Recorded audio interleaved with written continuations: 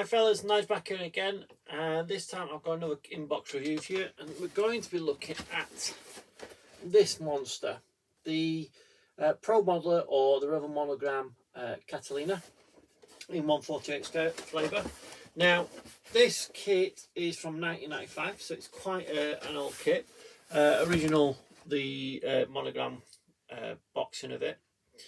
I got this from the Hinckley Model Show this weekend just gone, and yeah, it's a beast. It's a beast. The thing is that I've been wanting one of these for absolutely ages, and if you go and have a look on eBay, they're going upwards £130–40, if not more, especially if you try and get the ones that need posting from America. You're talking 80–90 quid, then £170 postage.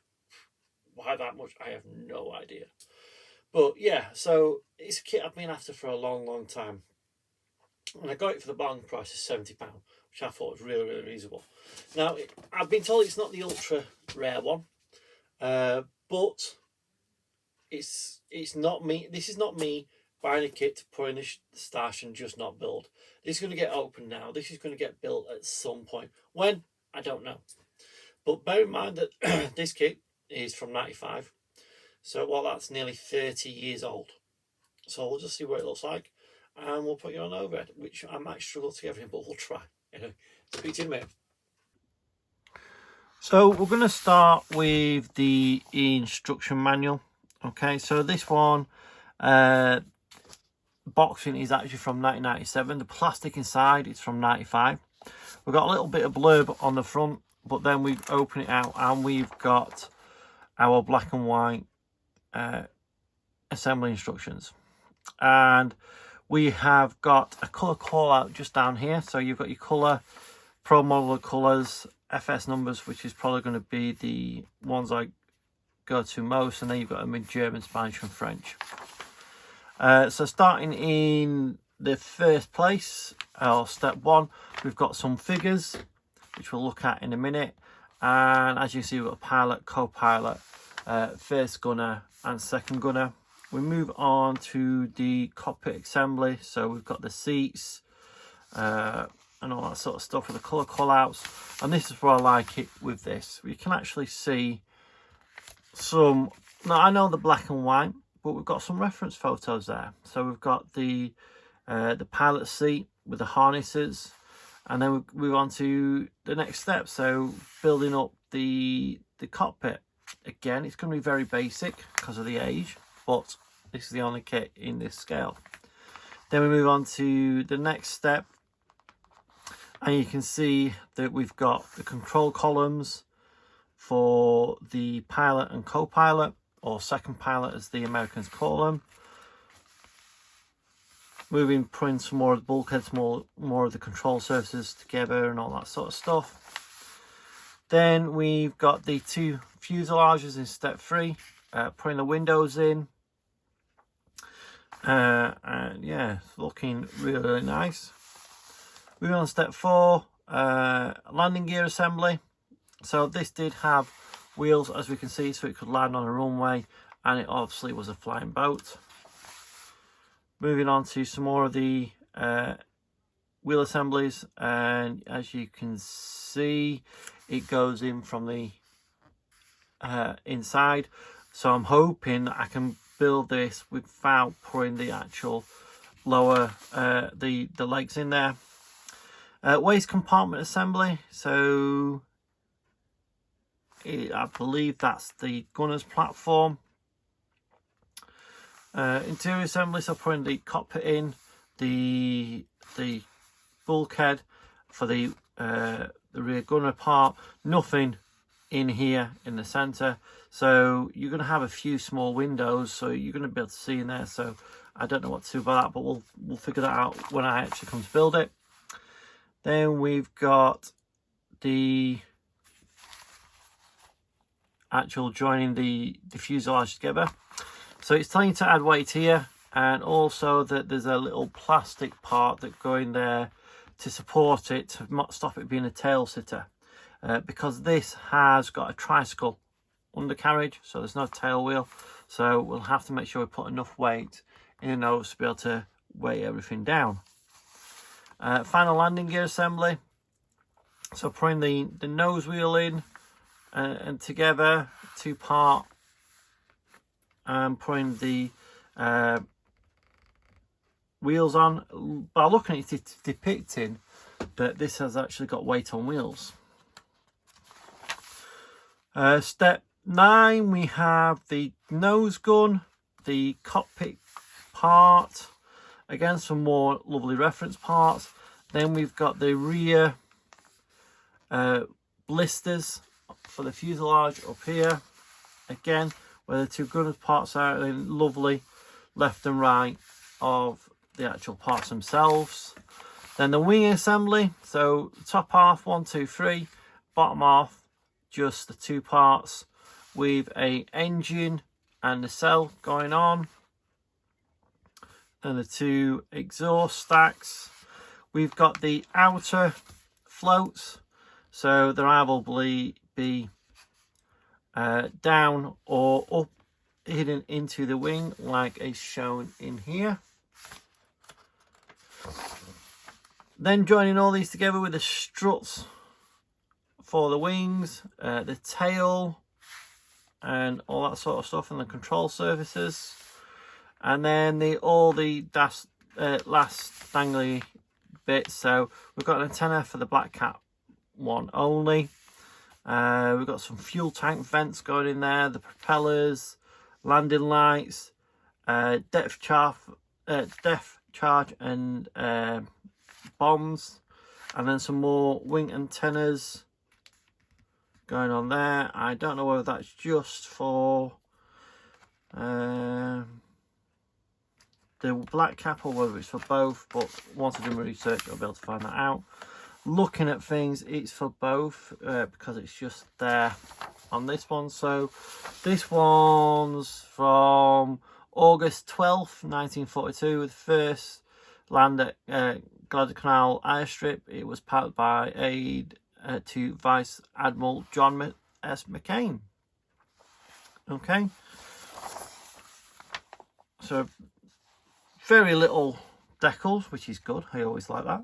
Even though I build aircraft, I still don't like decals. And then we've got the Black Cat from 1944 with the radar and everything on there. So there is out of the plastic case, and this is absolutely massive. So it is at least 40 centimeters long. Yeah, there's flash all over this. Remember, this is from 1997. But if we have a look at this, you can actually see there's some really nice rivet detail on. Some was a little bit soft, which will need some work, but I knew that anyway because I knew this was an older kit, but I also knew it was the only one in scale. I wasn't expecting it to have rivet detail all over it though. So you can just see it there. Okay, so that's a Brucey bonus as far as I'm concerned. We've got our weight on wheels. They look quite nice. Our wheel wells, some of the landing legs. That bit's absolutely solid in there. Look at that. Wow. Yeah, that's going to be fun. The antenna, some of the struts for the wings. That's the control parts, I believe. Then we've got a front landing wheels. This riveting is really fine. I don't know if you'll be able to pick it out on there, but it's really fine. And then we move on to the next sprue. This is one half of the wing. So each half of the wing is over 30 centimeters, so this is going to have a 60 centimeter plus wingspan. And again, lovely rivet detail. This is the lower wing. Okay, so this bit's the bit that's the central support just there. And again, some lovely rivet detail, some nice fabric detail. Again, this is of an age. Okay, these control surfaces, they may be fairly easy to move.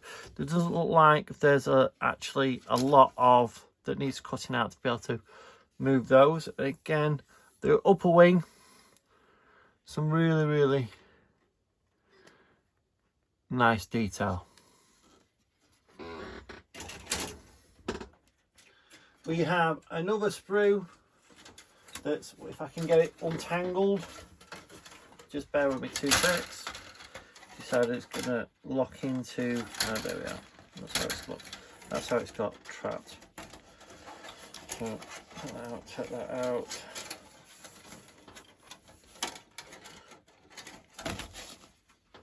So the next sprue is again another upper and lower wing sprue. On this one we have got the some weapons, some bombs, some bracing by the looks of it. Actually I'm not 100% certain, but I'm sure I'll find out when we come to build it. The control yoke, I don't know what those 2 bits are there, but yeah, still looks very nice.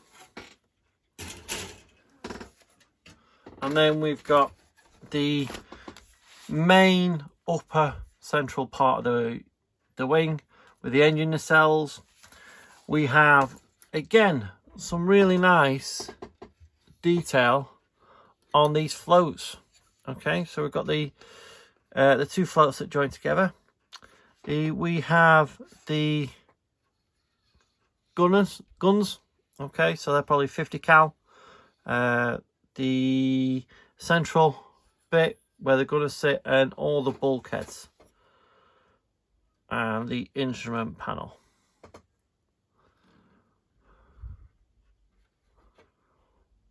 So again, just that lovely rivet detail. Hopefully you can see that.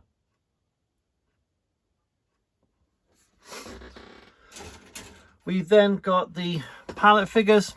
So these are, well, the air crew, should I say.